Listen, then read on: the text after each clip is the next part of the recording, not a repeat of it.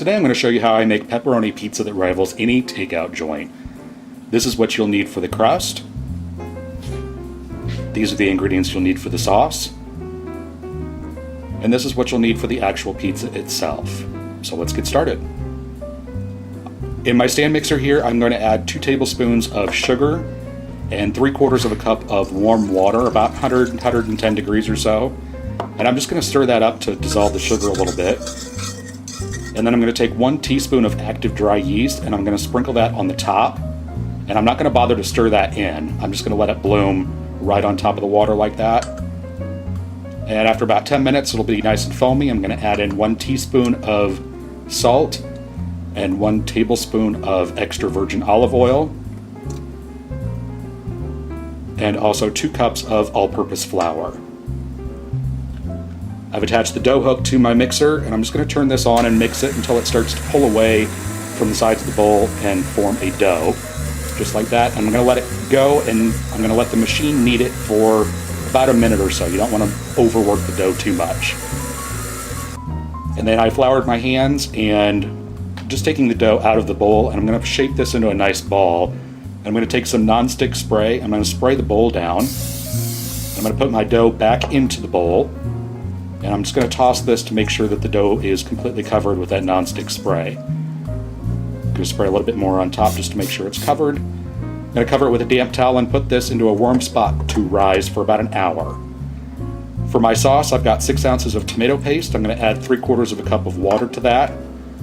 I'm going to add in 1 teaspoon of basil, 1 teaspoon of onion powder, half a teaspoon of salt, half a teaspoon of oregano, and half a teaspoon of garlic powder.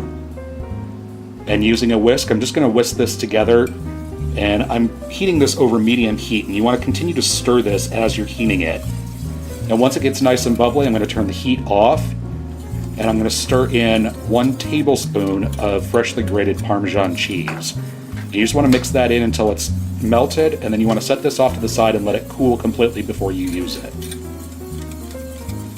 I'm going to preheat my oven to 500 degrees Fahrenheit, and I've got a 16-inch pizza pan here, and I'm just going to dust the top of it lightly with some cornmeal, maybe a tablespoon or so.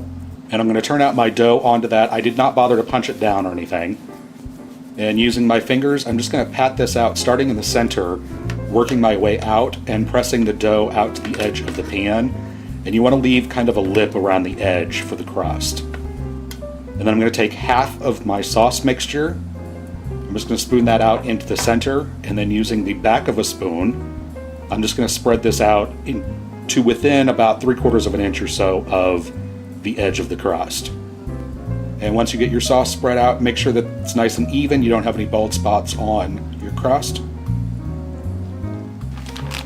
And then you want to take your mozzarella cheese and just sprinkle this onto the top.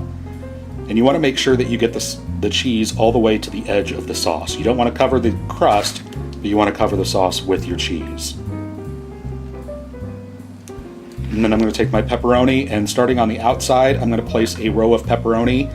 And I'm keeping the pepperoni relatively close to each other because they do shrink up when they bake. And I'm going to go around and continue filling in the center, kind of overlapping the slices, so it looks like that. And I'm going to place that into the oven and bake it for 7 minutes until it's nice and golden brown and looks like that. And then I'm just going to take my pizza cutter and slide it underneath and around the edge and make sure that the pizza's not stuck to the pan, and it shouldn't be with the cornmeal. And I'm just going to cut this into 8 slices, and you can use this crust and this sauce for any toppings that you'd like on your pizza. If you want sausage, Canadian bacon, if you want a vegetarian, whatever you like and whatever is your preference, this is perfect for that. And then go ahead and serve yourself up a slice. And there you have it. Homemade pepperoni pizza from scratch that rivals any takeout joint. Hope you guys enjoy, and thanks so much for watching.